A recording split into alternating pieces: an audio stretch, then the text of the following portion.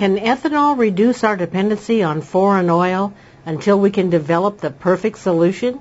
Find out next on Full Disclosure.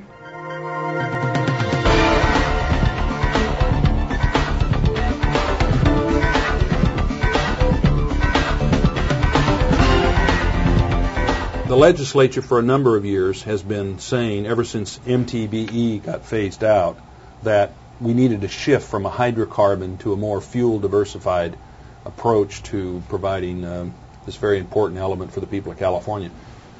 The governor took the tack of hydrogen. You've heard him talk about the hydrogen highway. Well, the hydrogen highway is a ways off. It's not practical today. And the infrastructure required to make it practical means you've got to build new facilities all over, plus you got to have the cars to run through them. So because the gas price has spiked up so, as we've seen down in Southern California and across California, you got to have a solution today. One of the solutions is biofuels, ethanol, energy independence, make the fuel in the state, generate the jobs and the taxes here, and the governor tied in with the legislature who has said let's reduce hydrocarbon by 20%. Biofuels is a way to do that, and the two have come together.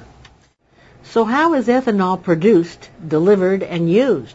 We asked Mr. Jones to describe the commercial process of mixing ethanol with gasoline. Ethanol doesn't go through the pipelines from the refinery like gas does. Most of the refineries in California are on the coast, Martinez up by San Francisco and what have you.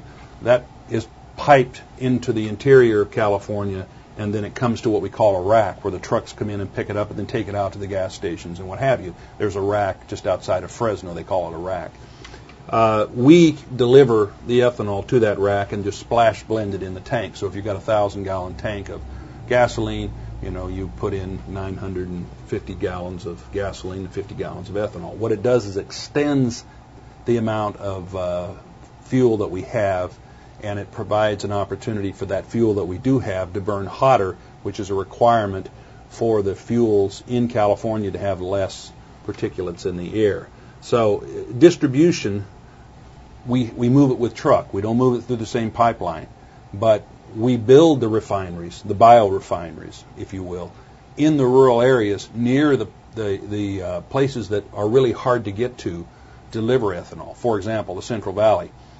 You don't see 110-car rail units of ethanol coming into the Central Valley. There's only one place to unload those, and that's Southern California. Then you have to truck it up to other places around California. Well, we are building refineries in those areas so that the transportation differentiation is very small.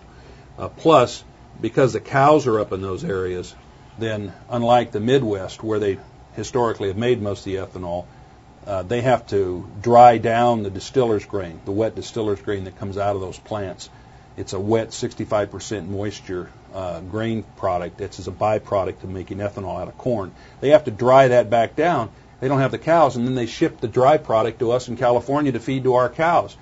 We're using the infrastructure that's already there but that the railroads have developed just to move the corn to California. It's coming anyway to feed the cows. All we're doing is intercepting it, taking out the ethanol, sending the wet product onto the cows so that the corn trains that you see coming through California then are a carrier for the fuel and the feed for the cows instead of just feed for dairy cows. It now, when you see those 110-car unit trains of corn, you can think that's a fuel train. That's not just a feed train. And that's the difference, that today we have that infrastructure where 30 years ago we didn't have it. We asked him, as a former public official, how government and politics could hinder or help progress in weaning ourselves from fossil fuels. Oftentimes it's the focus.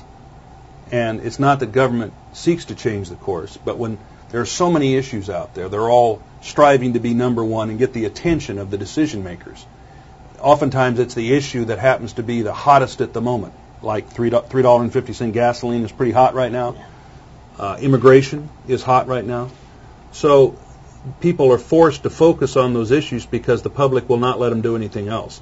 But if gas goes to $2.50, all of a sudden that issue's kind of moved off the table, dropped down, moved over to the bureaucracy, and the decision makers have to move on to the next crisis.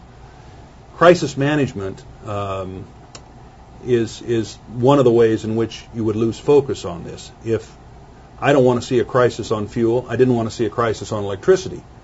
But you have to keep this issue in the forefront of the decision maker's mind in order to keep the attention on it long enough to give it the time it deserves to come up with a solution that's not short term. So I guess to answer your question, it would be having this issue not become a household name, like what happened in the latter part of the, in the early part of the 80s when you didn't see any more fuel lines at the gas station. All of a sudden, well, maybe this isn't as big a problem. We'll move on to the next crisis.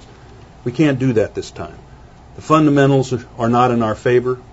Oil is becoming less available. Unless we want to be paying $75, $80 a barrel forever, which will dramatically impact not just our balance of payments but our security, we have to stay the course this time. And I honestly think that government will do that because I think they know what's at risk.